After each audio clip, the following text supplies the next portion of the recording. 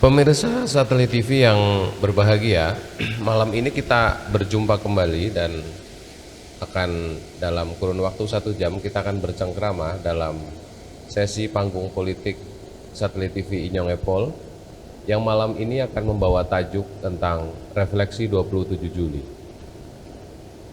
Banyak cara pandang yang tentu setiap orang tidak bisa disamakan tentang bagaimana setiap orang melihat sebuah peristiwa. Di depan kita telah hadir pemantik. Seperti biasanya bahwa diskusi kita selalu dimulai dengan orang lain melihat 27 Juli. Jadi tidak dimulai dari bagaimana narasumber melihat 27 Juli. Malam ini saya ingin mendengar elaborasi dari seluruh hadirin yang ada di sini tentang bagaimana hadirin yang ada di sini melihat peristiwa 27 Juli. Sebelumnya alangkah baiknya saya menyampaikan bahwa acara panggung politik ini merupakan gagasan yang diinisiasi oleh pemerintah Provinsi Jawa Tengah. Dalam hal ini dibantu dan dikomandani oleh beliau Mas Bambang Hari Bahrudin. Selamat malam Mas BHB. Perlu disampaikan bahwa Mas BHB termasuk salah satu politisi di level Provinsi Jawa Tengah yang relatif aktif dalam kegiatan politik khususnya di Kabupaten Banyumas. Yang kedua, hadir juga di sini di sebelah saya ada Bung Febri Nugroho atau orang mengenalnya Bung Febri. Bung Febri saat ini juga menjadi calon anggota legislatif, menjadi komandante bintang 2. Ya, saya sekalian sebutkan ya karena ini senior saya. Itu di Dapil Baturaden, Kembaran, Sokaraja, dan Sumbang. Gitu. Mudah-mudahan beliau jadi dan merepresentasikan kepentingan anak muda gitu. Dan saat ini beliau aktif di PDI Perjuangan, kalau tidak keliru di wakil ketua, wakil sekretaris ya, wakil ketua. Oke. Kemudian sebelahnya Mas BHB ada Mas Ali. Mas Ali ini akademisi, aktivis juga dulu. Nah, kalau ini aktivis Yakuza itu kelihatannya. Nanti akan, wah, udah tahu itu ya. Kalau ini lagi ini Korea atau aktivis udah tahu lah ya pasti ya. Mas BHB pasti di samping sebagai aktivis PDI Perjuangan, beliau termasuk orang yang karena sudah 5 kali. Mas BHB udah 5 kali. Saya pikir layak digali tentang pemikirannya Bambang Hari Bahrudin yang senyap dan selalu jadi. Ya, nanti bisa sharing relevansinya dengan, saya pikir 27 Juli ini sebagai pemantik gitu ya. Yang jadi 27 Juli itu tidak hanya peristiwanya PDI Perjuangan gitu. Nanti mungkin seluruh hadirin di sini bisa urun rembuk di situ. Dan sebelahnya ada Mas Hanif, Presiden BEM ya. Presiden BEM UMP, beliau kalau tidak keliru nih putranya almarhum Mas Anjar Nugroho, mantan rektor UMP. Dan hadirin sekalian, seperti biasanya panggung politik kita selalu diawali dengan diskursus dan persepsi yang bisa jadi tidak mainstream. Lah kali ini saya ingin mendengar komentar dari hadirin yang ada di sini dan saya akan minta komentar dari 2 orang. Mungkin saya akan minta Mas Sigit dulu dari PKS.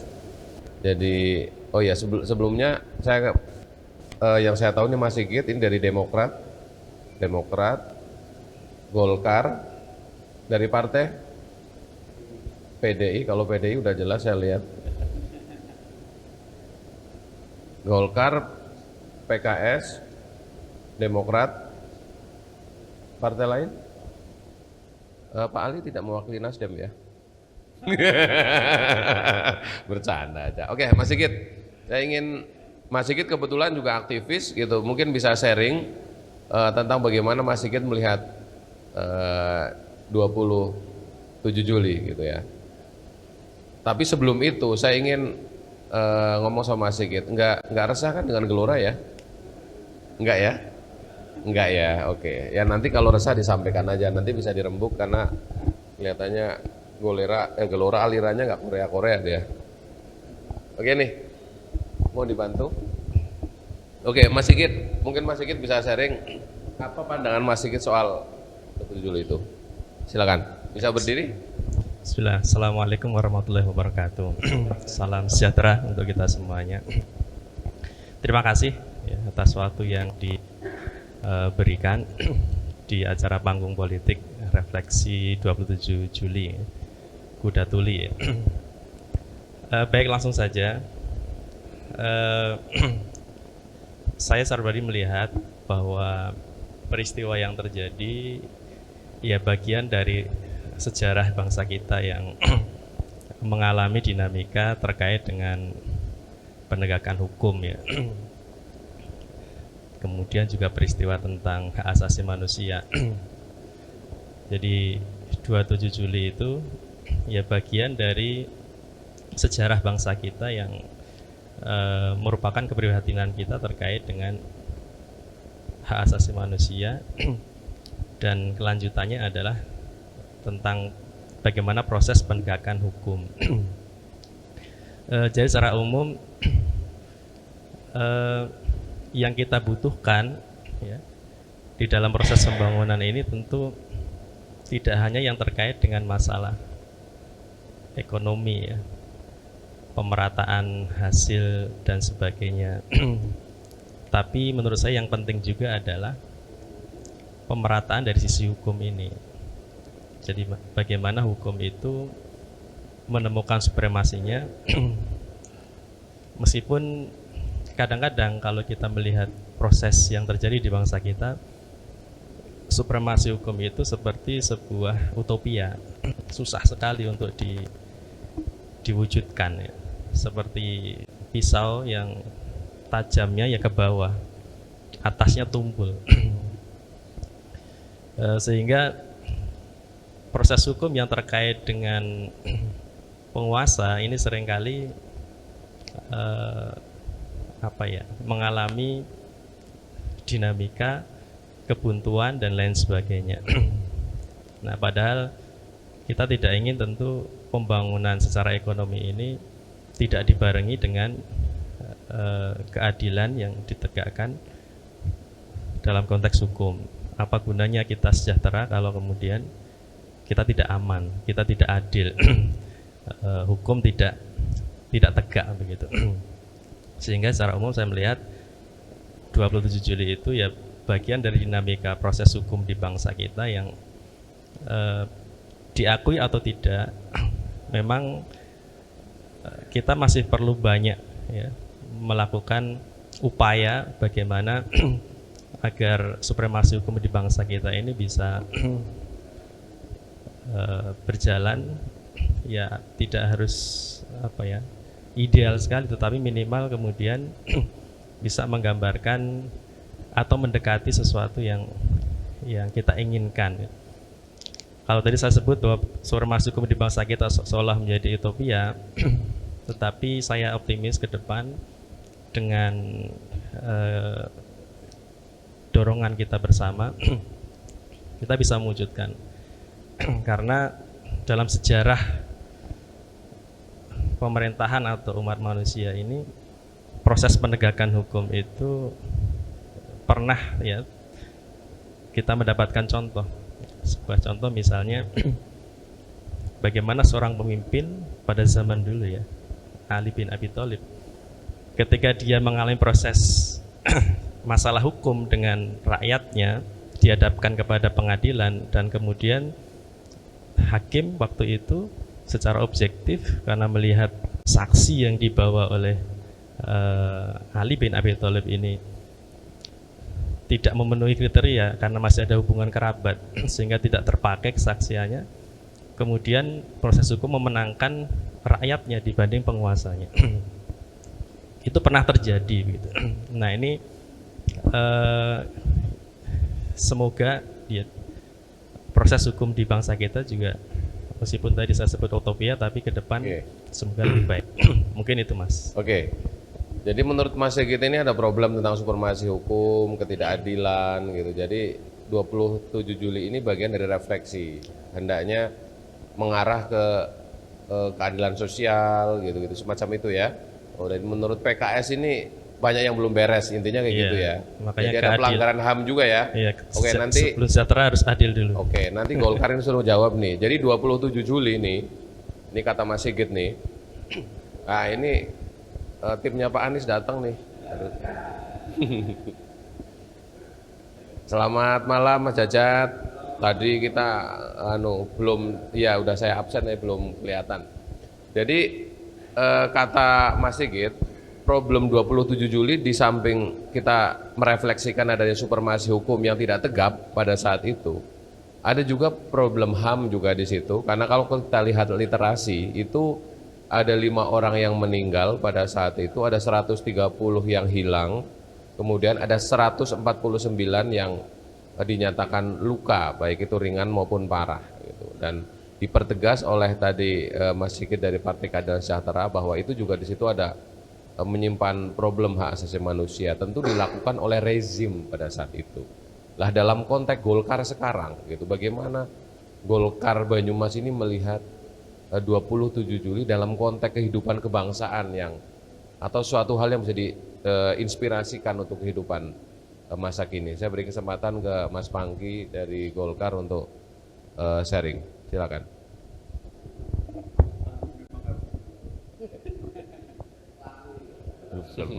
Terima kasih. Bismillahirrahmanirrahim. Assalamualaikum warahmatullahi wabarakatuh.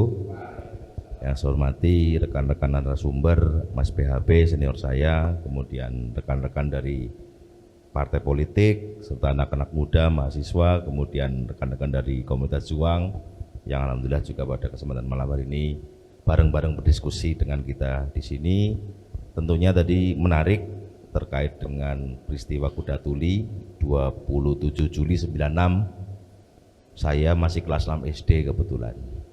Tapi insya Allah dari literasi yang saya dapatkan dan saya baca, tadi disampaikan oleh Mas Sigit, bagian dari dinamika dalam kita berkehidupan berbangsa dan bernegara.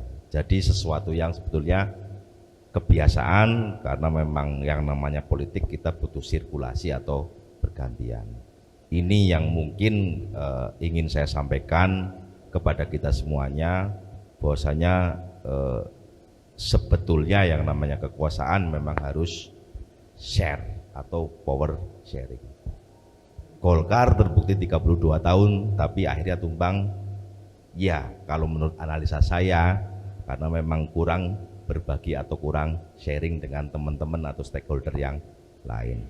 Ini menjadi PR kita bersama, tujuan kita kemudian ke depan, sehingga nanti apapun namanya ketika bicara bangsa, bicara bernegara, sudah sepantasnya kita harus bekerja sama, guyub rukun, agar sehingga ke depan otomatis tadi yang disampaikan oleh Mas Bangkit sama Mas Sigit, kesejahteraan, syukur, berkeadilan sosial. Kemudian nambahin lagi sedikit bahwasanya Kuda Tuli itu adalah peristiwa awal di mana kemudian ada reformasi 98. Bagi kita generasi muda, apalagi kita bicara Golkar tadi disampaikan oleh Mas Bangkit, kalaupun tidak ada peristiwa Kuda Tuli, kemudian tidak ada reformasi, mungkin ketua Golkarnya tidak mungkin berusia 38 atau 37 tahun. Gitu. Artinya Golkar berterima kasih sama Kalau PDI. kalau tidak jelas clear ya, Mas. Siap, Mungkin clear. senior-senior yang mungkin pada waktu itu ikut serta di dalam, pasti ketua Golkar mantan Dandim itu pasti, atau mantan Kapolres. Nah, hari ini Golkar juga alhamdulillah juga menikmati buah dari proses demokrasi yang awalnya itu dari Kuda Tuli di 27 Juli 96. Jadi begitu, Mas, PR ke depan jelas ketika kemudian sekarang reformasi sudah 25 tahun, yang kita harapkan otomatis katanya demokrasi itu kunci atau fundament dari kesejahteraan. Ini PR kita bersama-sama, bagaimana kemudian buah dari reformasi itu bisa kita rasakan bersama-sama, tentunya untuk kesejahteraan masyarakat secara luas atau umum. Begitu Mas Bangkit. Sebelum duduk, Mas Pangki tadi kan nyebut kerjasama. Emang Golkar mau kerjasama sama siapa, Mas Pangki? Oh jelas, kita terbuka. Sampai dengan sekarang ketika bicara pilpres, ya mungkin di sini ada senior, ada Mas BHP. Kita itu partai yang ke kiri oke, ke kanan oke, bahkan di tengah-tengah juga siap. Melaku daek wani poros kepapat gari-garine teman-teman yang satu ini kan kita belum tahu kan. Iya. Ada PAN yang juga masih belum. Kalau kita siap, secara maju sendiri juga siap, ataupun komunikasi kita selalu terbuka. Partai tengah sebetulnya ya kalau bicara, boleh saya bicara ya Golkar. Oke. Begitu. Berarti partai tengah itu Golkar itu, tapi sayangnya rambutnya udah mirip capres tertentu. Ya, Oke. karena katanya mikirin rakyat itu rambutnya putih, Mas Bangkit. Oh iya. Jadi hari ini saya fokus memikirkan rakyat, kan begitu. Oke, mikirin rakyat Siap. rambutnya putih. Siap. Oke, terima kasih Mas Pangki. Oke, tadi dari PKS sama Golkar, saya ingin mungkin karena kebetulan muda, sebelum ke Mas BHB dan akademisi melihat sisi kritis dari 27 Juli, mungkin saya minta Mas Febri dulu deh. Mungkin bisa sedikit merefleksikan tentang peristiwa itu kalau ditarik garis lurus terhadap semangat kehidupan kebangsaan kita saat ini gitu. Saya beri kesempatan ke Mas Febri untuk sharing. Terima kasih, Jen Mas BAB. Ada dalil begini, sejarah politik itu unik sih, sejarah politik itu siklus, artinya dia mengulang peristiwa sebelumnya. Terus kemudian ujungnya belum tentu happy ending. Ujungnya seringkali ini merobohkan orang yang ada di posisi kekuasaan. Itu sejarah politik begitu. Akhirnya biasanya tragis. 27 Juli sebetulnya bentuk pengulangan sejarah sebelumnya. Kalau Orde Baru itu berdiri setelah merobohkan Orde Lama, 27 Juli itu akumulasi peristiwa itu. Sebetulnya melanjutkan itu, kemudian ujungnya ada reformasi. Itu sejarah politik begitu. Itu yang pertama. Terus kemudian yang kedua, 27 Juli ini pasang naik yang namanya kelas menengah atau kelas terdidik.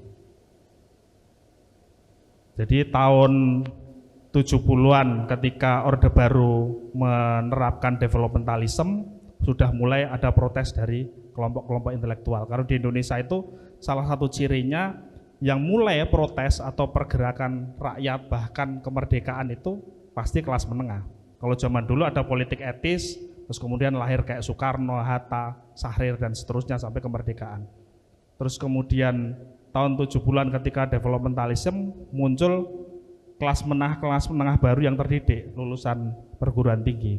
Ada yang memilih jalan politiknya ke negara, menjadi bagian dari inner circle Orde Baru, ada yang kemudian memilih jalannya adalah melakukan mobilisasi massa. Tahun 70-an kita kenal ada namanya malari, terus kemudian peristiwa Lampung dan seterusnya. Itu dipukul tahun 80, muncul banyak kelompok studi karena untuk protes nggak bisa protes terbuka. Tahun 90 itu belajar dari generasi sebelumnya.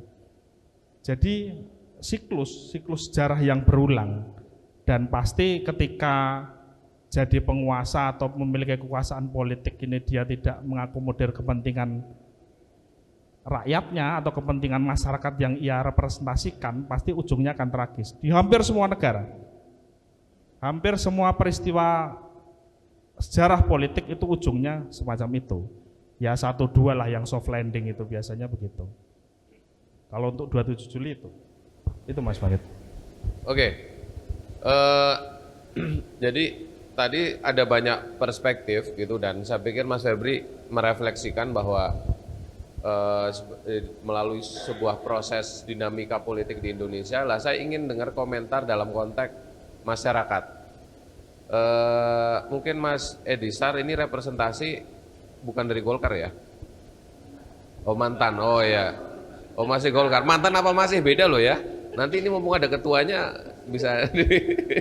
Berarti Mas Edisar sebagai ini representasi sebagai masyarakat aja, Mas Edisar melihat 27 Juli tadi ini sekedar saya urutin Mas Edisar. Ini ada problem supremasi hukum, ada HAM, Ya. ini politik, Golkar tuh. Kalau Mas Febri tadi bilang ini tuh siklus sejarah yang akan berulang. Lah konteks masyarakat itu kayak apa kalau masyarakat umum melihat ini? Ya, terima kasih. Assalamualaikum warahmatullahi wabarakatuh. Bersyukur pada Nabi, sholawat kepada Nabi Muhammad, ya, bersyukur kepada Gusti Allah. Yang terhormat Mas Bambang aja ya, biar kelihatan muda terus Mas. Gitu ya. Terima kasih Mas Bangkit. Ada ketua saya di BP, ketua saya di Golkar, ya. Kalau saya melihat adalah sisi pelanggaran HAM, ya. Karena tadi Mas Bangkit juga mengatakan ada 5 korban meninggal, 130 sekian hilang dan 150 ya yang itu. Terus kenapa itu belum terungkap sampai sekarang? Ya, saya yakin pemerintah tidak ada goodwill untuk memperjelas hal tersebut, goodwill tersebut yang pelaksanaan pada hari Sabtu. Kalau tanya siapa yang salah, paling salah sekarang, saya ngomong Jokowi. Kan itu peristiwanya sudah Iya, lama. peristiwa itu, tapi pelanggarannya terus, ya. Kalau ada goodwill ya dari penguasa, saya yakin terungkap sejelas-jelasnya. Saya kira seperti itu aja. Terima kasih. Oke. Ini memang oke. Boleh lah. Oke. Sebelum kita teruskan diskusinya, saya ingin Mas Ali coba dalam konteks akademik gitu ya. Barangkali sudah pernah banyak literasi atau penelitian atau mungkin jurnal yang kemudian secara jernih melihat ini seperti apa. Saya beri kesempatan Mas Ali. Silakan. Terima kasih Mas Bangkit. Yang saya hormati Bapak Ibu sekalian, kader dan aktivis partai politik dan juga dari tokoh masyarakat, tokoh pemuda dan juga gerakan mahasiswa. Pertama saya tertarik dengan tadi dari Mas Fangki ya tentang pembagian kekuasaan. Ini yang menarik memang karena kata dasar dari partai politik itu kalau dari Perancis namanya partiere atau dalam bahasa Inggris artinya partisi. Partisi itu adalah membagi-bagi kekuasaan. Refleksi dari 27 Juli adalah salah satu bentuk dari cara anak bangsa ini mencari format yang sehat antara hubungan negara dan partai politik. Ya, dengan hubungan negara dengan partai politik, salah satunya dengan munculnya peristiwa Kuda Tuli di mana ada upaya mendelegitimasi Kongres 93, kemudian Kongres 96 dengan kubu Suryadi yang dicurigai adalah titipan pemerintah untuk menghalangi Ibu Megawati menjadi ketua, di mana dari tahun 89 dan sebenarnya memuncak di tahun 93 suara PDIP pada saat itu menjadi tinggi ya, simpati kepada PDIP pada masa itu tinggi. Tapi saya tidak membawanya ke ranah partai politik, saya membawa ke ranah gerakan sipil, masyarakat sipil, bahwa di literatur yang kami pelajari pun di kampus mengatakan bahwa memang kalau di agitasi kemahasiswaan kita menyebut gerakan pemuda mahasiswa itu selalu mewarnai tahap-tahap gerakan revolusi di Indonesia. Tetapi dari periset kita mengakui bahwa sebenarnya ada banyak layer, lapis-lapis dari aktivis pro-demokrasi pada masa itu. Ada yang namanya intelektual organik, kesendirian tetapi bergerak seperti M. Ainun Najib, Punto Wijoyo, Wiji Tukul, ya itu.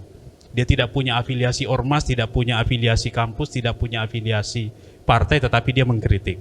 Ada juga gerakan organisasi non-kampus tetapi berbasis aktivis kampus seperti Adnan Buyung Nasution dan sebagainya melalui Kontras, LP3S, CSIS, LBH dan sebagainya. Ada juga dengan melalui gerakan-gerakan pemberdayaan intelektual dan juga dari generasi politisi sebelumnya seperti petisi 55 ya. Tapi satu hal yang menarik, di buku-buku juga diakui bahwa ada gerakan oposisi dari militer dan internal militer dan juga oposisi dari partai politik. Nama Ibu Megawati tertulis baik di situ. Ya, jadi Ibu Mega pada masa otoritarian adalah sebenarnya juga cikal bakal dari anak bangsa yang memperjuangkan demokrasi. Bukan sekedar sebagai miliknya PDIP, tetapi juga miliknya semua warga yang merindukan demokrasi pada masa itu. Itu yang pertama. Yang kedua, Ya, saya sepakat juga dengan Mas Febri tentang itu bagian dari developmentalisme, ya. Jadi memang partai politik kita itu menjadi dewasa karena beberapa sebab, ya. Pertama, karena ada krisis politik. Kalau ada krisis politik, biasanya pemerintahan lama itu jatuh wibawanya, dan ketika jatuh wibawanya, kelompok-kelompok pembaharu itu akan muncul dengan sendirinya. Nah, saya kira saya juga menghargai teman-teman dari Golkar. Salah satu ciri khas yang menarik pada masa itu adalah cepat berbenah, kan? Cepat berbenah sehingga hanya kalah satu kali pemilu selanjutnya ranking 2 kembali, kan? Dengan munculnya yang namanya paradigma baru Golkar. Artinya, andaikan mau seperti partai-partai di Afrika yang tetap ngotot ingin melawan arus reformasi pada masa itu, bermasalah juga. Akan bisa digilas oleh semangat rakyat yang pro demokrasi pada masa itu. Yang kedua adalah karena tadi developmentalisme, semakin banyak orang yang cerdas, semakin banyak kelompok-kelompok aktivis, itu juga desakan untuk muncul kebutuhan saluran-saluran politik yang baru. Kita tahu bahwa pada masa itu bukan hanya Ibu Mega yang bergejolak, ya. Pak Agung Gumelar dengan Pak Hendro Priyono juga sudah berani mengkritik Pak Harto pada saat itu. LB Murdani juga berani mengkritik pada saat itu. Di Angkatan Darat pun ada persoalan pada masa itu. Ketika para akabri era tahun 70-an sudah merasa ini tidak sehat demokrasi Indonesia ini. Jenderal Nasution membuat seminar politik tahun 93 dengan judul Menuju Demokrasi Indonesia. Nah, itu bikin marah Pak Harto. Sehingga Pak Harto hadir di wisuda akabri mengatakan yang mengkritik Pak Harto itu adalah mengkritik Pancasila. Ya, karena seolah-olah sudah ada pertarungan para jenderal juga. Jadi sebenarnya di perkembangan demokratisasi juga menerpa di internal mereka. Yang ketiga adalah karena ada perpecahan elit. Ya, kalau perpecahan elit itu biasanya antar elit-elit ini membuat saluran-saluran politik baru. Ya, jadi saya kira tiga itu yang menjadi pembelajaran bangsa kita, bahwa ada partai yang juga dulu pernah berkuasa lama tapi cepat berbenah diri sehingga diterima kembali dengan semangat baru, cita-cita baru. Kemudian yang kedua, Ibu Mega juga kita lihat peristiwa 27 Juli bukan sekedar milik sebuah partai, tapi kita melihatnya dalam ranah besar bahwa ini adalah bentuk anak bangsa ingin memperjuangkan demokrasi Indonesia. Kemudian yang ketiga, ini juga pembelajaran bagi seluruh partai.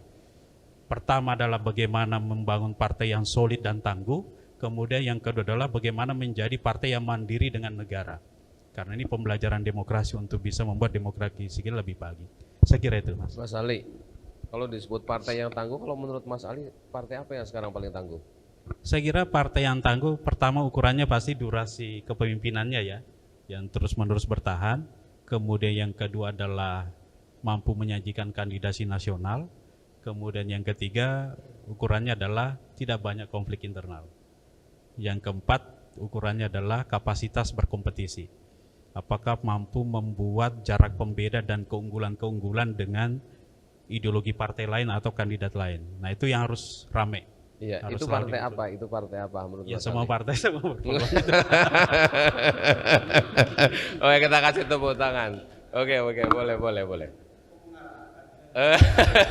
Saya cuma bertanya sama beliau. Oke. Menarik ada statement bahwa Megawati Soekarno Putri itu sebagai anak bangsa gitu. Artinya memposisikan bahwa kalau tadi menurut Mas Ali bahwa seruan perubahan itu benar-benar digelorakan. Nah, saya ingin coba melihat perspektifnya Demokrat, melihat keadaan pada saat itu dan kalau direlevansikan dengan kehidupan saat ini. Saya beri kesempatan ke teman Demokrat untuk menyampaikan gagasannya. Silakan.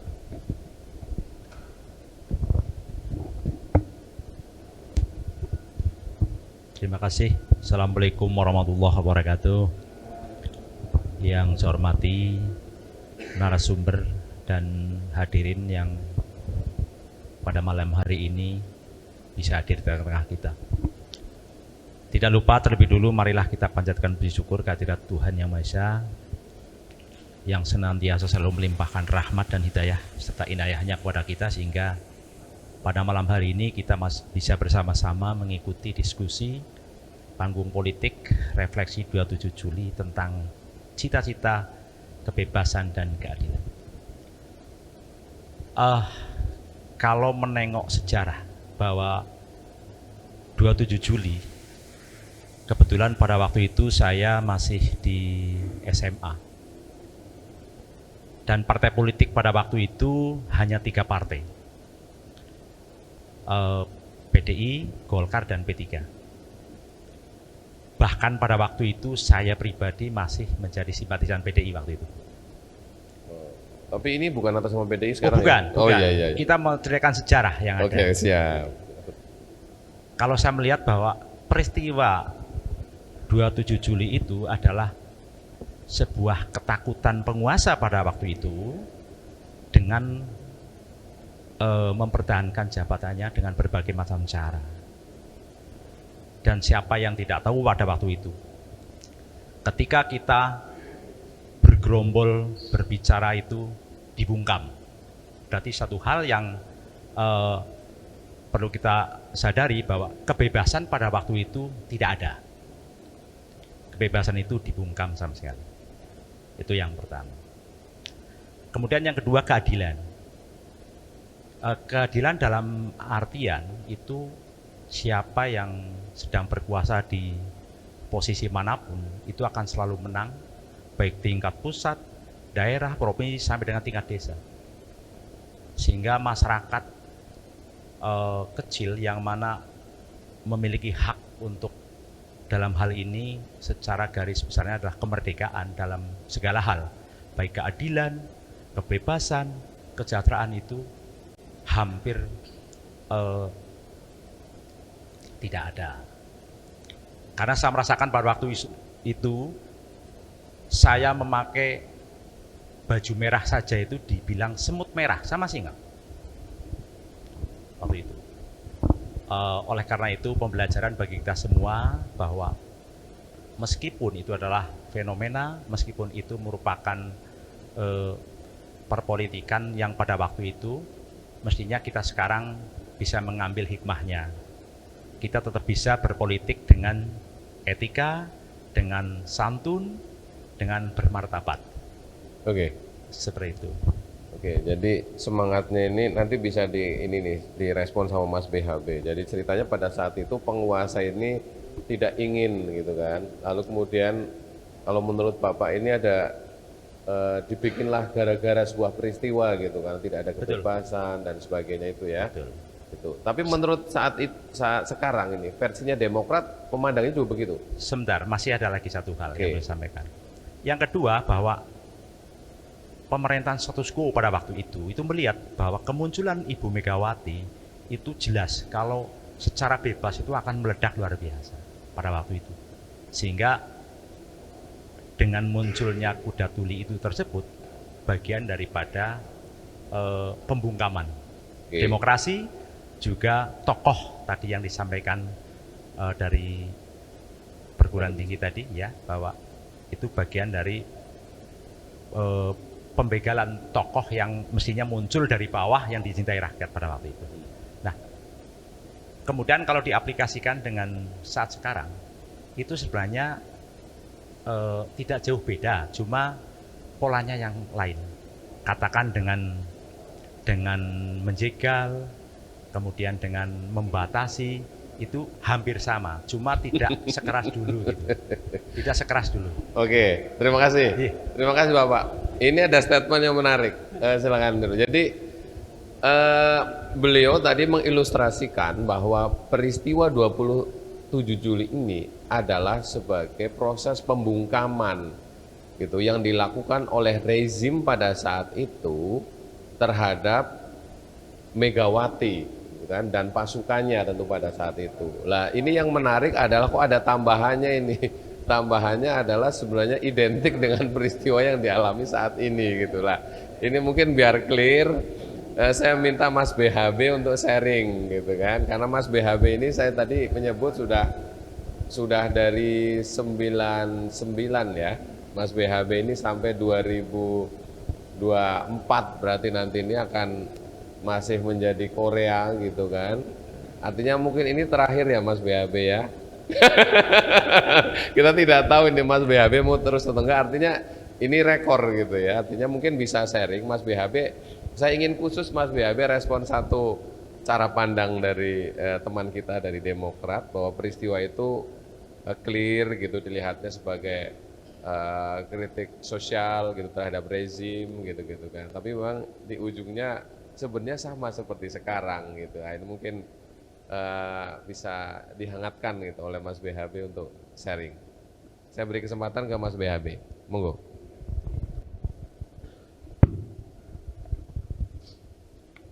Terima kasih Mas Bangkit. Jadi sebagai kader partai yang menjunjung tinggi asas demokrasi dan sekaligus juga partai yang pernah menjadi korban demokrasi itu sendiri, tentu saya menghormati apa yang tadi disampaikan oleh dari Demokrat tersebut. Jadi saya tidak akan mengomentari sepanjang. Tapi yang ingin saya jelaskan sebenarnya mulai hari ini adalah sebetulnya peristiwa 27 Juli itu memang Bali, PD tidak pernah mengklaim itu sebagai sebuah milik PD Ansih, itu enggak. Tapi satu hal yang bisa dipetik daripada peristiwa itu paling tidak, meskipun tadi Mas Febri mengatakan ini sejatinya barangkali siklus yang sifatnya rutin begitu, tapi satu hal, bahwasanya yang namanya kekuasaan otoriter itu tetap ada batasnya. Itu yang terpenting dari peristiwa itu. Yang kedua, memang yang terjadi adalah saya sampaikan tanpa peristiwa 27 Juli tidak ada reformasi 98. Itu saya kira ini satu tarikan nafas. Sehingga hari ini yang terpenting seperti itu, pada saat kita melaksanakan seperti kegiatan malam ini, merefleksi itu sebetulnya lebih bagaimana kita lebih memperkuat apa yang menjadi spirit pada saat peristiwa itu terjadi. Tentu pertama-tama kan kita sepertinya karena adanya kekuasaan yang otoritarisme itu kan kita ingin adanya demokrasi yang ideal. Kira-kira begitu ya Pak Ali ya. Nah, kembali lagi, pada saat 27 Juli itu memacu dan memicu untuk adanya pengembangan demokrasi yang benar-benar ideal di Republik ini, pertanyaannya adalah apakah hari ini sudah terjadi? Kan begitu. Tentunya ini menjadi PR kita bersama untuk bagaimana senantiasa menguri-uri dan memperkuat. Dan tentunya meskipun barangkali saya katakan, karena saya sekaligus, ini pada waktu itu saya selaku kader PD Perjuangan kan saya katakan tadi, korban juga kan begitu loh. Peristiwa itu karena itu memang di PD Perjuangan, maupun belum PD Perjuangan, masih PDI. Tapi saya bisa memberikan statement hari ini bahwasanya bicara tentang kehidupan demokrasi hari ini tentu lebih baik. Dan saya kira hari ini intervensi pemerintah bisa kita lihat. Karena sebetulnya kalau saya sampaikan bagaimana kebebasan terhadap partai politik dan intervensi pemerintah ada seperti kayak gitu. Sehingga yang terpenting bagi kita adalah bagaimana kita memperkuat suasana demokrasi yang sudah kita bangun dan sudah kita dapat ini dalam konteks untuk menuju demokrasi yang ideal yang seperti saya sampaikan adalah bagaimana kita bisa mewujudkan kesejahteraan. Itu saja Mas Bakir. Oke, jadi kata Mas BHB, 27 Juli ini udun-udunnya PDI Talk, gitu kan. Jadi kita tangkap spiritnya, kita dengar nih spiritnya timnya Mas Anies Baswedan coba. Nah, saya minta Mas Jajat sudah melihat perspektif 27 Juli dalam konteks spirit, gitu kan, spirit perubahan, spirit demokratisasi, gitu kan, spirit egaliter, gitu ya. Mungkin Mas Jajat bisa sharing, gitu kan, di sini. Seperti tadi dipertegas juga oleh Mas BHB bahwa ini bukan miliknya PDI Perjuangan Ansih. Silakan Mas Jajat. Ya, Assalamualaikum warahmatullahi wabarakatuh. Selamat malam kawan-kawan semua, para narasumber. Maaf saya terlambat tadi, karena saya pikir yang lalu diundang jam 4, hampir maghrib dimulai, jadi saya pikir ya paling molor lah jauh, kayak ada acara dulu tadi. Kebetulan ketika Kuda Tuli itu terjadi, saya sudah menjadi wartawan di Jakarta. Iya, dan saya setuju Mas BHB itu, Kuda Tuli memang bukan semata miliknya PDIP. Itu milik kelompok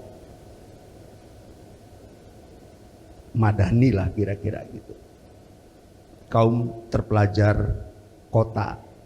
Nah, dan pers waktu itu ada di belakang Megawati. Hampir semua pers yang independen berada di belakang. Bahkan saya waktu itu di Media Indonesia, kalau ada yang pernah ingat, tajuk rencananya atau editorialnya itu hitam. Jadi tidak ada kata apa-apa tapi hitam, di blok hitam. Itu artinya menunjukkan bahwa betapa kelam praktek demokrasi pada waktu itu. Padahal kita tahu pemilik korannya sesungguhnya juga punya kedekatan dengan kekuasaan, tetapi dalam soal-soal seperti itu sangat independen. Bahkan prioritas kan sebelumnya juga dibredel ya karena mengkritik pemerintah. Kalau waktu itu tidak ada civil society yang independen, yang berani, saya kira juga saya tidak tahu apakah itu terjadi. Karena rentetannya kan sesungguhnya panjang juga. Nah, sebelumnya sesungguhnya kan sudah juga dibangun misalnya pertemuan Mbak Mega dengan Mbak Tutut. Pak Surya Paloh waktu itu yang menginisiasi saya datang di situ. Jadi upaya-upaya mendekatkan, mencairkan sesungguhnya sudah dilakukan dengan berbagai cara.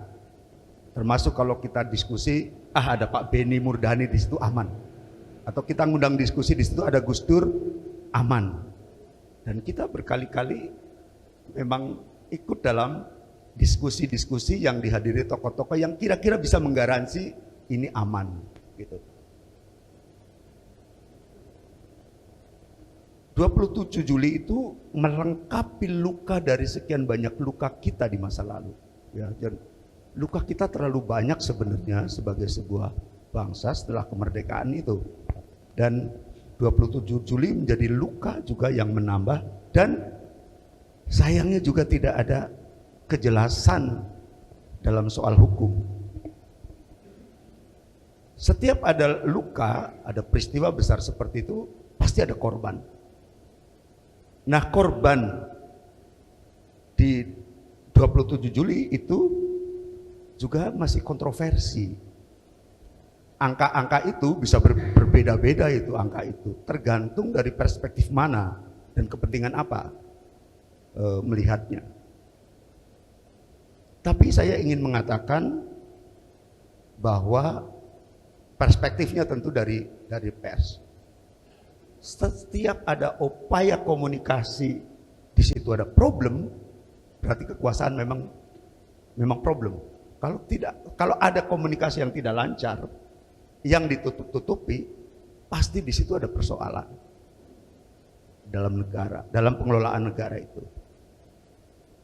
Sejarah membuktikan bahwa apapun ini penting pelajaran buat kita hari ini. Sejarah masih berpihak kemudian pada pihak yang terzolimi. Gus Dur besar juga karena memang selalu dizolimi oleh Pak Harto. Meskipun dengan berbagai cara, Gus Dur mencari cara supaya dia tidak dalam kondisi yang tertekan. Tapi dia punya tokoh-tokoh waktu itu yang muncul besar, Rendra, termasuk Rhoma Irama, tokoh-tokoh kebudayaan juga muncul besar karena dizolimi oleh penguasa waktu itu. Dan apa yang bisa dipetik hari ini adalah jangan mengulang menzolimi yang dianggap tidak sesuai sejalan dengan pengelolaan negara hari ini. Ini soal serius. Maksudnya Nasdem merasa terzolimi atau gimana? Ya bisa, ini bisa dalam konteks yang lebih besar ya siapa saja. Tetapi ini soal pelajaran yang mestinya tidak boleh terulang karena ada survei begini. Di Afrika itu mengatakan berikan kekuasaan kepada sembarang lelaki siapa saja, pasti akan menjadi diktator. Saya melihat meskipun beda, di Indonesia berikan kekuasaan kepada pihak manapun di Indonesia jangan lebih dari 10 tahun. Karena saya melihat begini, Pak Habibie diselamatkan karena pendeknya usia. Saya kira tokoh yang menurut saya luar biasa menjaga era transisi dari otoriter menjadi demokrasi. Untung ada Pak Habibie, ada Gus Dur, ada Mbak Mega, Pak SBY 10 tahun di periode kedua sudah juga menimbulkan, mohon maaf ya saya dekat sekali dengan Pak SBY. Saya mengkritik juga Pak SBY 5 tahun terakhir. Saya pendukung Pak Jokowi, saya juga melihat 5 tahun terakhir juga ada persoalan dalam demokrasi. Termasuk indeks demokrasinya pasti turun. Kalau menurut setara institut. Pemberantasan korupsi turun. Orang per orang memang boleh berbicara bebas, tetapi lagi-lagi yang dipersepsikan berbeda dengan negara menjadi musuh. Nah itu yang menurut saya soal serius. Karena saya orang pers ya, jadi melihatnya, loh saya merasa galau loh orang pers ini. Mestinya saya bebas, merdeka gitu, saya sendiri merasakan. Saya kira itu mungkin ya pelajaran yang harus tidak boleh terulang lagi. Demikian, billahi taufiq wal hidayah. Assalamualaikum warahmatullahi wabarakatuh. Jadi hadirin sekalian, pemirsa Satelit TV. Jadi tadi Mas Jajat merefleksikan bahwa saya kira bersepakat bahwa peristiwa tersebut bukanlah hanya milik PDI Perjuangan. Dan beliau menjadi saksi mata bahwa masyarakat sipil terlibat di dalam proses itu, dan refleksinya adalah kekuasaan itu harus dibatasi agar dampaknya tidak terulang seperti peristiwa masa lalu gitu, dan yang sampai ada yang terzolimi lagi gitu. Makanya saya bertanya apakah Nasdem merasa terzolimi, itu nanti jawabannya. Ini mahasiswa gimana nih? Jadi ini mahasiswa sekarang juga udah jarang turun ke jalan atau cukup pakai medsos gitu-gitu kan, atau udah nggak keren lagi kalau demo di jalan gitu-gitu kan, udah jarang juga mahasiswa nulis gitu kan, kritik pemerintah nggak berani atau gimana gitu kan, atau mahasiswa udah didampingi sama Mas Jajat gitu, udah sama-sama merasa didolimi gitu-gitu. Jadi mungkin cara pandangnya beda kelihatannya mahasiswa. Saya beri kesempatan ke Presiden Mahasiswa UMP untuk coba kasih respon tentang refleksi dan spirit 27 Juli. Silakan.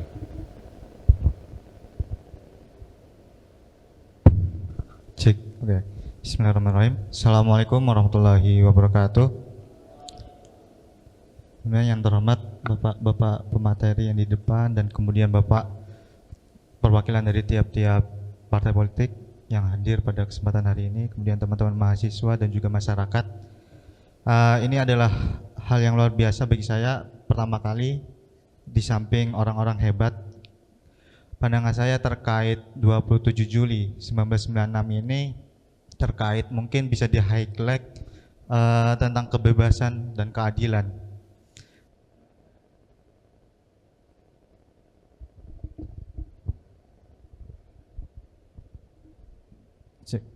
Oke, sebenarnya yang saya masih bingungin di sini adalah negara kita udah benar-benar bebas, udah benar-benar dekat dengan kata keadilan atau belum gitu. Melihat banyaknya kejadian-kejadian mungkin dari kasusnya Sambo, kemudian mungkin adanya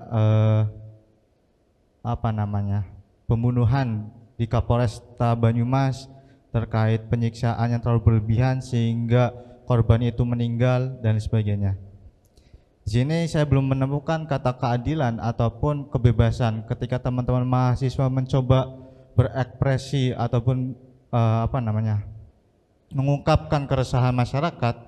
Di situ pasti ada tindakan-tindakan mungkin dari pemimpin itu menekan bahwasanya mahasiswa nggak usah demo dan sebagainya, mahasiswa cukup audiensi dan sebagainya. Itu mungkin pengaruh juga terhadap gerakan mahasiswa sekarang. Kemudian juga efek dari COVID itu juga mempengaruhi terhadap efektivitas organisasi di mahasiswa. Mungkin ini pembelajaran ataupun PR bagi kami, bagi mahasiswa untuk mengubah pola pikir terhadap politik di Indonesia gitu. Mungkin itu aja sih, Mas. Tadi direfleksikan oleh Presiden BEM mengatakan bahwa memang ini berarti masih senyampang nih dengan pendapatnya Mas Jajat nih.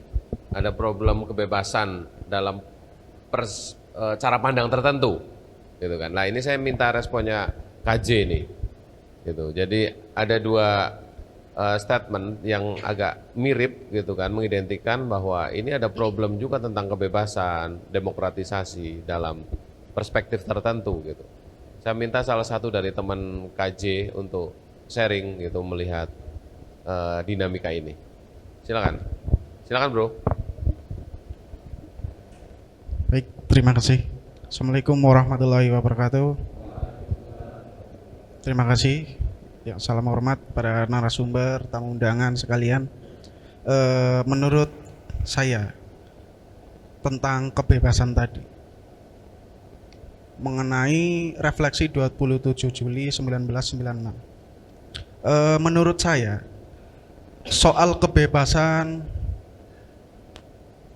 itu mulai dari sekarang itu dari proses 1996 27 Juli itu memang puncak dari masyarakat yang menginginkan kebebasan, masyarakat yang menginginkan demokrasi. Berjalannya waktu memang secara diakui ataupun tidak diakui, berjalannya waktu proses reformasi, proses demokrasi sekarang itu harus diakui memang mengarah menuju ke dalam kebaikan. Karena apa? Karena proses demokrasi yang sekarang itu memang harus diperbaiki, tetapi tidak menafikan bahwa proses yang berjalannya waktu sekarang memang secara terus-menerus itu diperbaiki. Karena apa? Mengelola negara itu, mengelola baik itu demokrasi ataupun apa itu diperbaiki dari waktu ke waktu, seperti itu. Oke. Maksud kamu demokrasi udah mulai baik itu indikatornya apa? Ini tadi kan udah ngomong nih, mahasiswa mau demo, orang usah demo, ini sekarang cukup audensi. Nah ini kata Mas Jajat ini penguasa ini suka ikut-ikut. Gitu. Menurut dirimu gimana? Semakin di sisi lain itu katanya semakin tidak baik kalau periode kedua. Menurutmu gimana? Memang diakui ataupun tidak diakui. Kalau menurut dari Budiman Sujatmiko itu kekuasaan yang lebih dari 2 periode itu cenderung kurang bagus. Tetapi apa?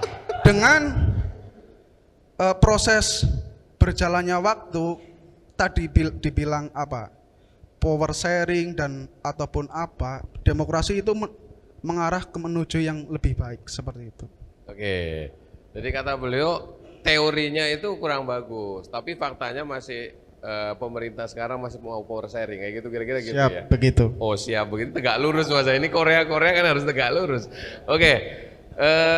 Agar diskusi kita bonding, saya ingin teman-teman pemantik yang ada di depan mencoba meramu dari dinamika tadi gitu, karena ini kegiatan ini memang sangat partisipatif, masing-masing orang diberi kesempatan untuk sharing. Saya kembalikan ke mungkin Mas Febri, bisa coba dibungkus gitu, ada beberapa poin yang mungkin bisa menjembatani secara besar gitu bahwa 27 Juli ini ada sebagai sebuah peristiwa yang bisa ditarik menjadi perubahan dalam konteks kekinian sekarang ini. Saya beri kesempatan ke Bung Febri. Ya, terima kasih. Saya ngerespon tadi beberapa diskusi ya. Pertama, ketika melakukan sebuah komparasi atau kemudian menilai satu kurun waktu sekarang, misalnya tadi otoriter dan sebagainya, harus ada sebuah perbandingan yang pas. Ini saya kasih analogi begini. Orde Baru dengan ordenya Pak Jokowi sekarang. Orde Baru itu nyaris yang namanya kebebasan, ngomong aja nggak ada. Fondasinya Orde Baru itu kan ada 3 pilar. Pertama militer, di ABRI itu fungsinya stabilisator, dia memastikan suasana itu stabil, artinya tidak boleh ada yang ngomong pun nggak boleh, berpikir pun nggak boleh. Makanya Gus Dur waktu itu ngomong, ya pikiran kok dibatasi kan nggak bisa. Terus kemudian yang kedua, pilar yang kedua dari Orde Baru itu birokrasi. Birokrasi itu dia penggeraknya, memastikan semua institusi atau struktur di masyarakat itu terkoordinasi di bawah arahan Orde Baru. Yang ketiga, ini Golkar. Golkar itu dia penjaganya. Dia harus memastikan di setiap pemilu itu yang terpilih adalah representasi dari militer. Clear itu. Jadi saat itu selain harga murah, nyawa orang itu ya murah, Pak. Itu kalau ukuran otoriter atau totaliter sebuah rejim. Terus yang kalau hari ini menurut saya ini ini udah liberalisasi, udah liberal sekarang ini. Semua orang boleh ngomong apa saja, semua orang bebas untuk salah satu ukurannya tadi misalnya partai politik boleh ngapa-ngapain saja. Setiap orang bahkan boleh mencaci maki kepala negara boleh, meskipun ada UU ITE, tapi faktualnya di medsos itu susah dicegah. Lanskapnya sudah berbeda sekarang, jadi kalau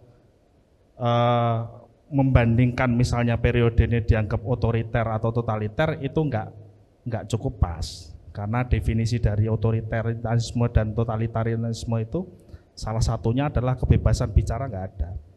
Hari ini ada kebebasan bicara, bahkan cenderung liberal. Kalau kemudian demokrasi ini belum membawa manfaat seperti yang tadi dikatakan, sebutkan kepada saya satu contoh negara yang menggunakan konsep demokrasi yang sudah purna. Nggak ada, Pak. Bahkan Amerika yang mbahnya demokrasi, dia melahirkan rejim populis seperti Donald Trump. Itu anti demokrasi. Jadi demokrasi itu menurut saya proses yang harus diperjuangkan terus-menerus. Politik itu kan landasannya adalah kebebasan. Demokrasi di situ. Harapannya ke depannya itu ada yang namanya common good, untuk kebaikan untuk seluruh warga, itu harapannya akan muncul dari situ. Soal kemudian masih banyak residu-residunya pasti, karena demokrasi bukan sistem yang sempurna. Demokrasi zamannya Abraham Lincoln dengan hari ini ya beda, terus diperbaiki. Itu yang pertama. Terus kemudian yang kedua soal politik tadi Mas dari Nasdem tadi ya. Politik itu ambivalen. Satu sisi dia dicaci maki, mana ada sebut saja itu. Hari ini partai politik pasti indeksnya itu mesti buruk. Dianggapnya korup, dianggapnya nggak kompeten, dianggapnya macam-macam. Pokoknya isinya buruk itu. Politik itu di satu sisi dianggapnya buruk. Di semua negara di belahan dunia ini, indeks demokrasi kalau partai politik pasti paling jelek. Politik itu satu sisi dicaci maki, tapi di sisi lain semua kehidupan masyarakat tergantung politik. Jadi satu sisi diharapkan, satu sisi dia dicaci maki. Itu ambivalennya politik. Tapi goalnya politik adalah itu tadi, kebebasan dan kemudian common good atau keadilan tadi. Kalau apa tadi ya? Jadi belum, kalau prosesnya yaitu dialektika yang terus-menerus menurut saya.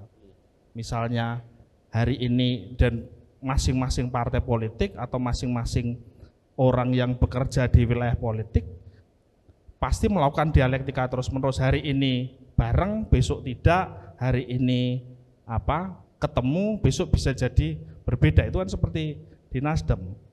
Misalnya kan kalau zaman dulu Bung Hatta bilang ini mendayung di antara dua karang ini, tapi tetap aja di situ gitu loh. Ya politik begitu, seninya politik itu. Karena politik ini kan tidak cuman soal kalkulasi untung rugi atau saya mendapatkan kesempatan itu baru bertindak. Tapi politik ini bertindak dulu, baru kemudian kita bisa mendapatkan kesempatan atau peluang, kan begitu. Itu sih tanggapan sementaranya Mas Bangkit. Oke. Nanti Mas BHB menambahi merespon. Tadi Mas Febri udah kasih beberapa ulasan. Saya ingin dengar coba dalam konteks kebetulan ada orang birokrasi di sini, tapi di sini sebagai ormas ya. Mungkin Ketua PP ini Mas Iteng bisa kasih perspektif cara pandang yang, karena Mas Iteng ini kan dekat dengan semua partai ya, terutama dekat dengan paling sebelahnya itu ya. Tapi DPR RI-nya kelihatannya dekatnya dengan Garuda gitu kan. Tapi di provinsi harus baik-baik sama Mas BHB gitu kan, susah jadi Mas Iteng itu, ya kan? Oke, coba Mas Iteng kasih perspektif dalam konteks ada beberapa penegasan tadi disampaikan oleh Mas Febri bahwa kadang-kadang orang sama politisi itu kan mencaci maki, udah korup ya kan, sering pakai rompi oren gitu-gitu kan. Terus tapi di sisi lain sendi-sendi kehidupan manusia di Indonesia itu semua itu politik semua gitu. Nah, mungkin Mas Iteng punya cara pandang lain gitu. Terima kasih. Assalamualaikum warahmatullahi wabarakatuh. Izinkan kenalkan nama saya Yudo Sudiro atau Bung Iteng. Dua sisi, saya sebagai ASN, saya datang ke sini karena bos saya dari depan. Nah, itu kan.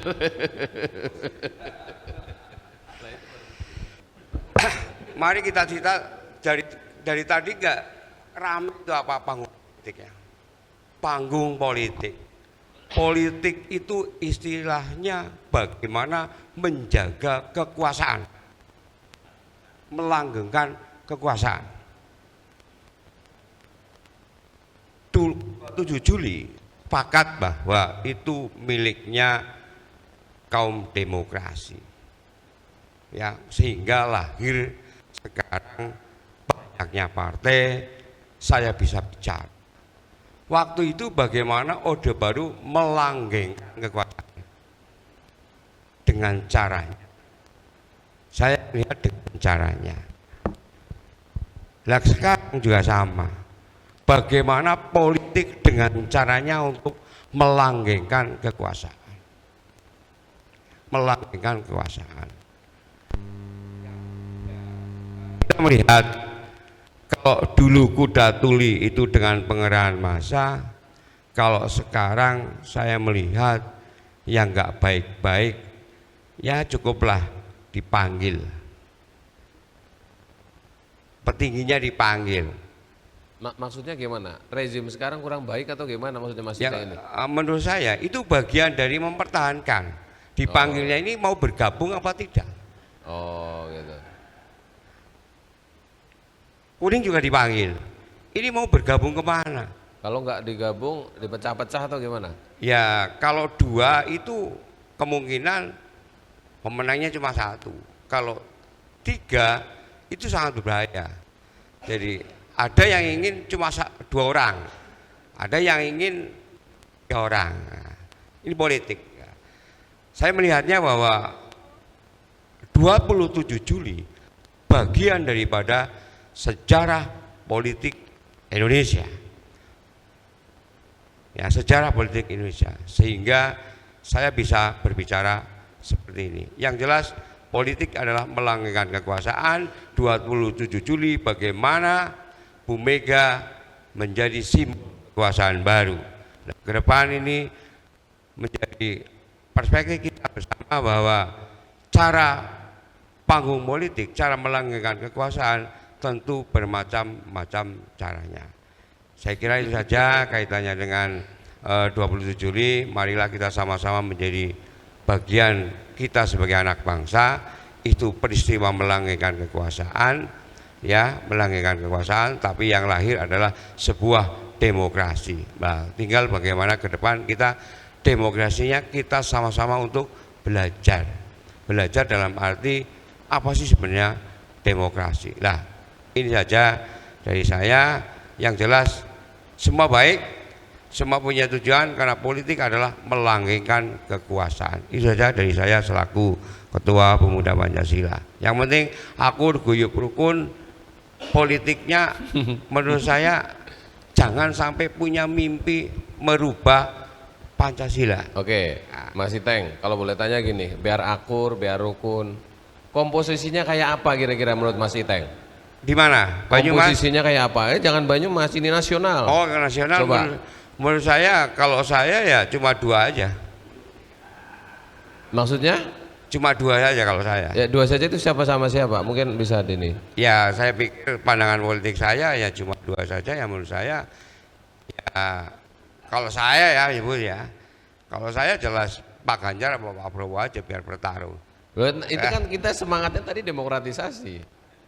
Jadi kan menurut saya. Oh ya boleh lah. Boleh ya? Oke boleh menurut saya. Oke. Oke.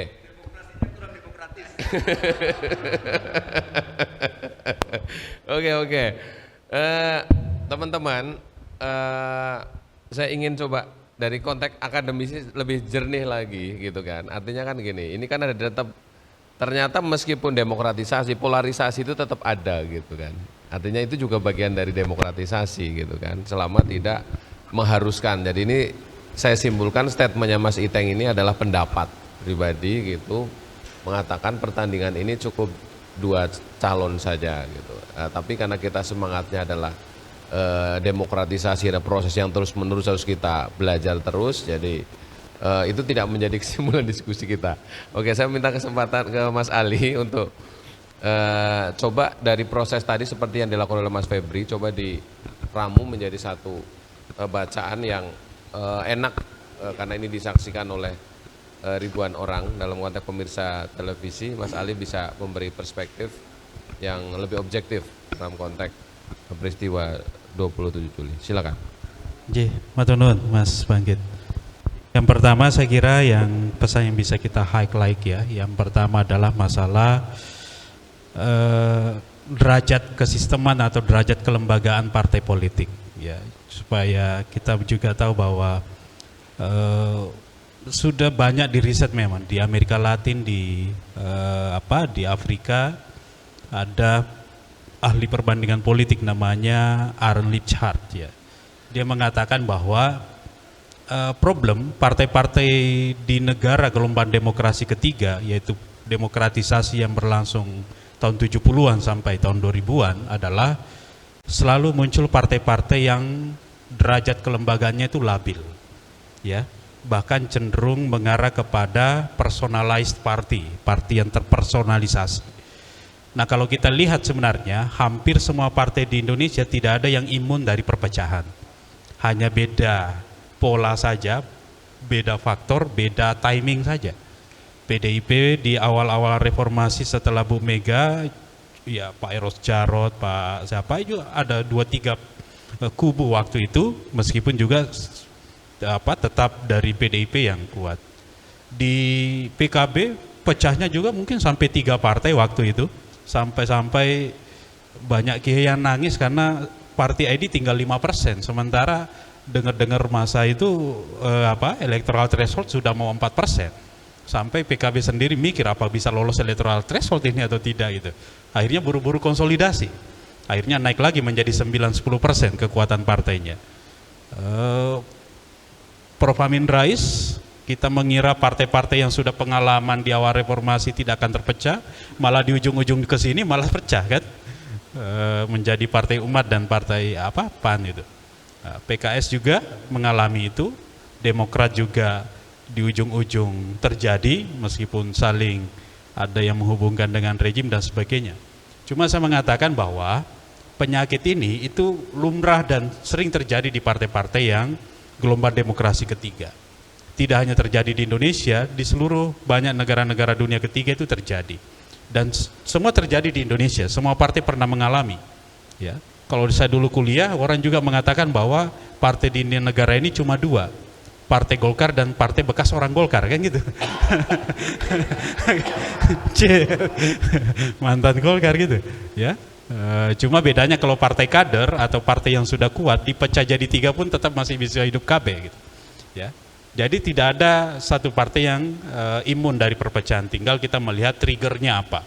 Makanya di sinilah biasanya akademisi biasa dimintai tolong untuk mendiskusikan tentang bagaimana menata tata kelola partai yang lebih terlembaga. Ya, saya kira banyak cara partai-partai ini untuk mendemokratiskan dirinya. Dulu orang mengkritik PDIP sebagai partai yang berbasis genealogi, bukan ideologi. Karena kok turun-temurun nih ketua umumnya itu terus. Tetapi dengan kemampuan Ibu Mega membuka diri dan mencapreskan orang lain, itu kan sudah salah satu bentuk reformasi partai politik. Ya, reformasi partai politik. Bahwa ketua umum bisa mencalonkan orang non-genealogis untuk masuk menjadi kandidat. Artinya dia lebih terbuka terhadap masukan popular vote, survei, leadership, dan sebagainya gitu. Kemudian yang kedua, pesan yang menarik juga adalah tadi, agenda demokratisasi kita, betul yang disampaikan oleh Pak Jajat, setara institut, Oxfam maupun dari Economic Intelligence, itu ya, meranking beberapa indikator demokrasi. Kita masuk dalam kategori demokrasi yang cacat, ya. Nah, saya kira ada 2, 3, 4 catatan sebenarnya di survei itu. Pertama adalah ide-ide kebangsaan tentang toleransi. Demokrasi kita dikritik kemarin-kemarin ini karena terlalu banyak benturan-benturan identitas nasional. Kita tahu bahwa keunggulan negara ini ketika membangun sebuah demokrasi adalah kita mampu menemukan identitas nasional kita. Ada negara yang sukunya cuma 2, agamanya 1, kerajaannya juga cuma 1, daratannya menyatu, tetapi tidak bisa menyatu menjadi satu negara. Korea Utara, Korea Selatan tadi, ya. Nah, itu. Padahal derajat perbedaan antar mereka sangat sedikit, nyatanya terpecah karena perbedaan ideologi. Nah, ini kemarin kita terlalu ramai masalah gesekan agama, partai, negara gitu ya. Kemudian kritik yang kedua terhadap demokrasi kita itu adalah fungsi-fungsi negara itu tingkat kepuasan masyarakat hanya 44%. Fungsi-fungsi negara di sini ya termasuk tadi pelayanan birokrasi, tapi ini tidak hanya pada pemerintah pusat ya, ini juga menyasar pemerintah daerah. Jadi fungsi-fungsi dasar ya seperti kita lihatlah, masalah penanganan sampah, kemacetan, kemiskinan, bantuan-bantuan, kemudian inovasi-inovasi, pengentasan kemiskinan. Banyak sekali dari lebih 500 kabupaten kota di Indonesia, sangat sedikit kepala daerah yang punya inovasi-inovasi. Sehingga rakyat itu tingkat kepuasannya terhadap pemerintah daerah itu masih rendah. Ya. Yang ketiga adalah tadi penegakan hukum, Pak. Ya, ini agenda penting kita, mereformasi sistem hukum kita. Kritik ini terlalu banyak. Apa yang disampaikan oleh Pak Mahfud MD tentang banyaknya praktek pencucian uang, kemudian narkoba, kemudian pelayanan hukum kita, kejahatan-kejahatan harian, itu menjadi keluh kesah masyarakat yang menurunkan indeks demokrasi kita. Kemudian yang terakhir tentunya adalah keadilan sosial. Ini yang menjadi masalah penting adalah masih tingginya ketimpangan itu. Langkah-langkah bersifat career, peduli sebenarnya sudah banyak di masa-masa yang ada BLT, ada PNPM, ada berbagai macam bantuan-bantuan. Tetapi kan yang kita butuhkan juga adalah keadilan sosial melalui jalur gebrakan struktural. Ya. Misalnya apa nih langkahnya Pak Jokowi dari reforma agraria selain PJTSL ya, pendataan tanah secara struktur lengkap itu. Bagaimana mengembalikan tanah-tanah perkebunan di Kalimantan, Sumatera ke desa, ke adat dan ke warga-warga miskin. Nah, ini struktur reforma agraria ini harus menjadi penting untuk merombak ketidakadilan ekonomi itu, karena kita perbandingan pendapatan ini masih sangat jomplang antara kota dan desa, antara orang pengusaha dengan orang menengah ke bawah.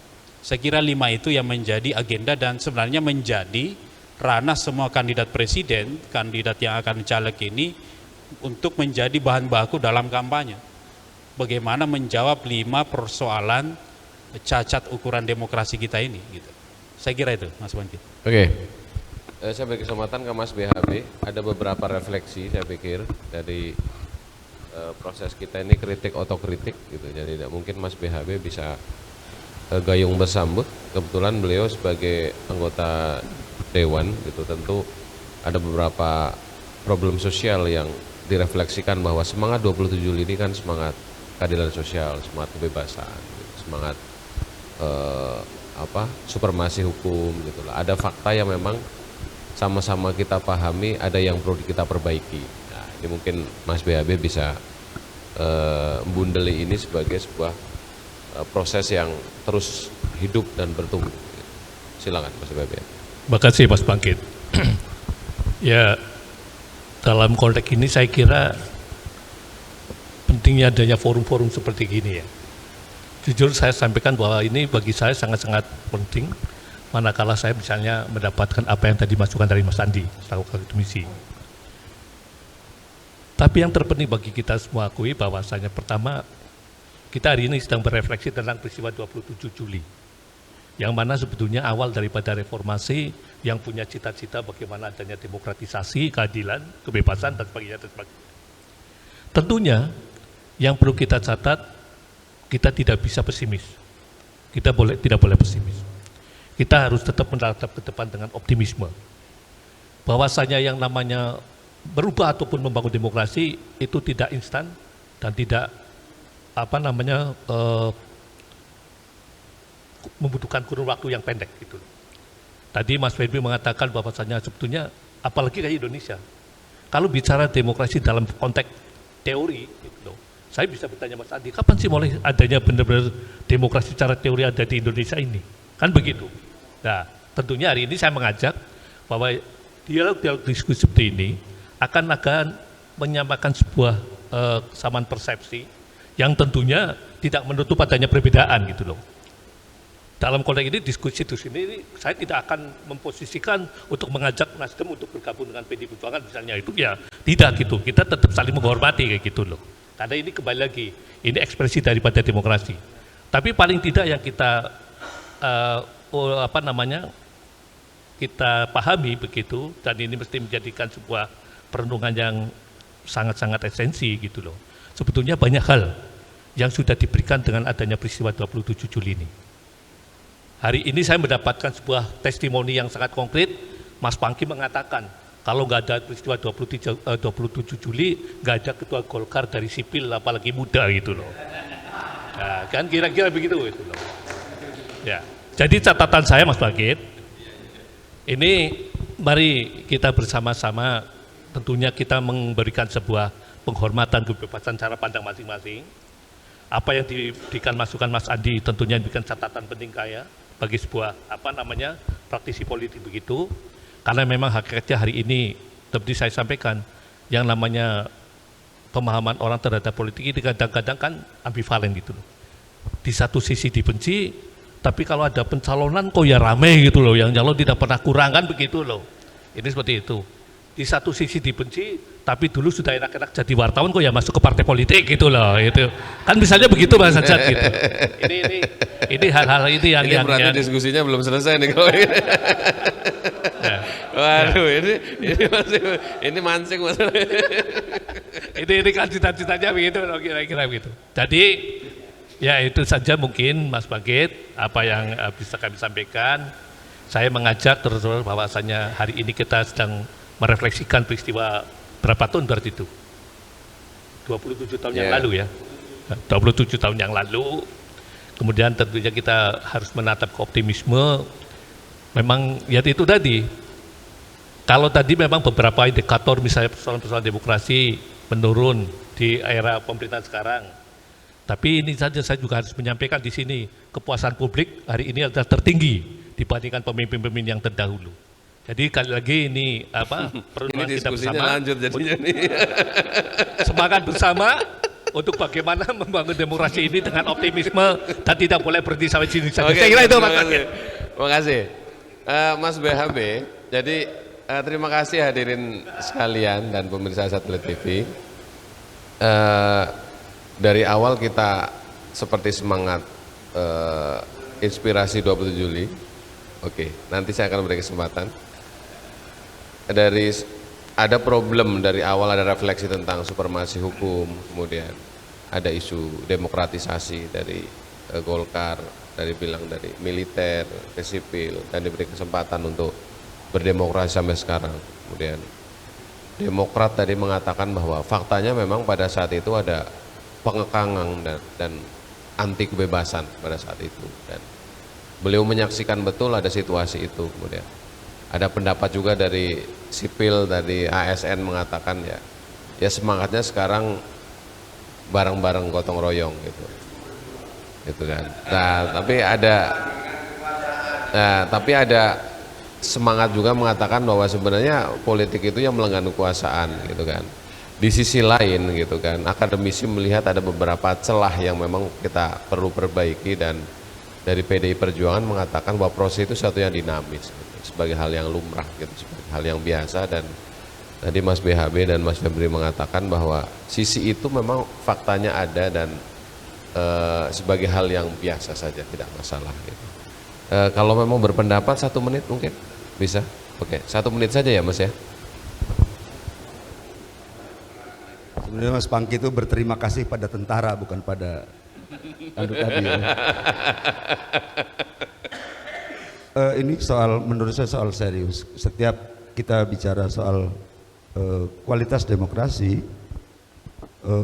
pembenarannya adalah soal memang tidak gampang membangun demokrasi, selalu begitu. Tapi saya ingin mengingatkan juga masih Teng yang menyandang pemuda Pancasila. Ketika Bung Karno pidato di PBB soal Pancasila, saya tuh membaca pikiran-pikiran Bung Karno yang menikmati, karena itu jadi agak paham soal ketika membaca Bung Karno soal nasionalisme, Islamisme, dan Marxisme. Jadi tahu pikiran Bung Karno mau kemana itu.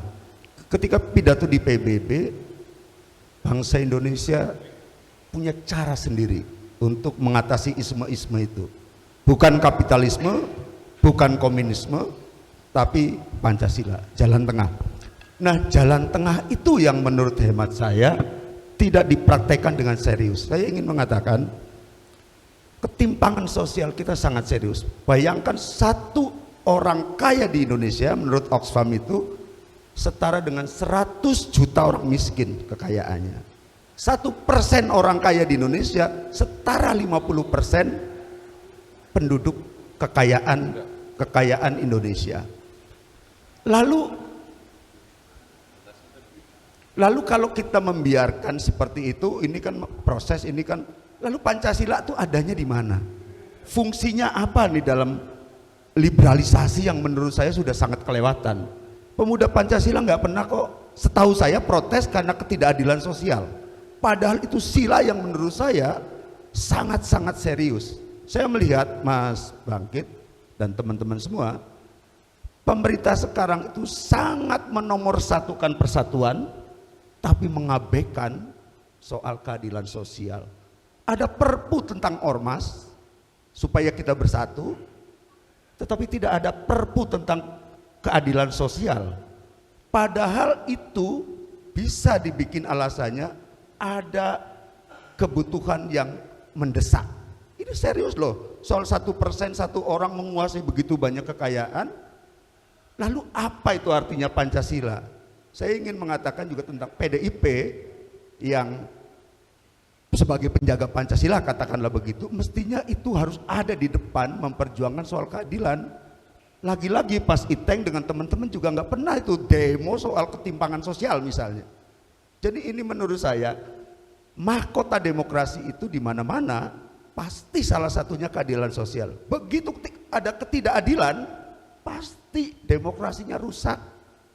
Kita sudah membuktikan kok. Dari berbagai kasus itu meledak kerusuhan sosial karena ada ketidakadilan, Mas Bangkit. Jadi refleksi ini karena kita sudah di era reformasi yang sudah mengamandemen undang-undang sampai 4 kali, dan di pembukaan itu ada hampir setiap alinea ada soal kata keadilan, peri keadilan. Hanya alinea ketiga yang tidak ada keadilannya, tapi dari 4 alinea itu semua ada keadilannya. Keadilannya diabaikan. Jadi menurut Syafi'i Ma'arif, yang rapot merah itu dari 5 sila itu adalah soal keadilan. Jadi ini lagi-lagi jangan dianggap soal sepele dan tidak punya urgensi untuk diperbaiki secara serius. Dan Pancasila itu bukan semata slogan, tapi nilai yang hidup dan yang harus diperjuangkan. Jadi jangan sekali-kali ini kan proses, ini demokrasi kan butuh dan seterusnya. Pancasila dong yang menggait kita. Saya kira itu Mas Bangkit. Supaya refleksi kita serius gitu juga soal ini. Terima kasih.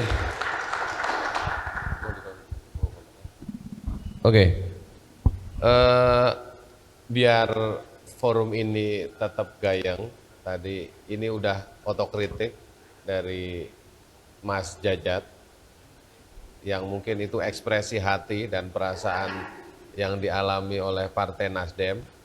Sebagai closing statement gitu kan, karena beberapa statement Mas Febri cukup memancing diskusi ini, saya minta Mas Febri barang 1-2 menit untuk closing statement dan kita harus mengakhiri diskusi kita. Dan harapannya dari closing statement ini bisa membantu proses memoderasi gitu kan, setidaknya harapan baru ke depan tentang apa-apa yang semestinya kita kerjakan bareng-bareng. Saya beri kesempatan ke Mas Febri sebelum nanti saya tutup proses diskusi kita. Terima kasih Mas Bangkit. Saya cuman ini ada beberapa hal. Pertama, politik itu saya ulang lagi, raison d'être-nya atau landasannya adalah kebebasan dan ujungnya adalah kebaikan umum. Dan itu tidak final. Hari ini melakukan suatu selesai, itu harus terus-menerus diperjuangkan. Sama halnya demokrasi. Demokrasi bukan produk jadi. Dia akan berubah bentuk dan dia akan kontekstual sesuai zamannya. Demokrasi di era Orde Lama beda dengan demokrasi era Orde Baru, beda dengan demokrasi era liberal sekarang. Misalnya saat ini yang kita hadapi adalah kapitalisme dalam bentuk yang berbeda. Terus yang satu hal yang saya simpulkan dari 27 Juli itu lahir karena ada, kalau di filsafat politik itu ada yang namanya rantai persamaan. Ada antara kelas yang terpelajar, terus kemudian dengan buruh, dengan partai politik tadi yang ada disebut Bu Mega dan sebagainya, punya kepentingan yang sama untuk merubah. Itu yang kemudian mereka berhimpun dan membuat 27 Juli sampai reformasi. Jadi bukan perubahan itu bukan karya satu orang, dan perubahan itu niscaya. Yang terakhir saya ngutip dari Bung Karno bahwa kekuasaan itu ada batasnya.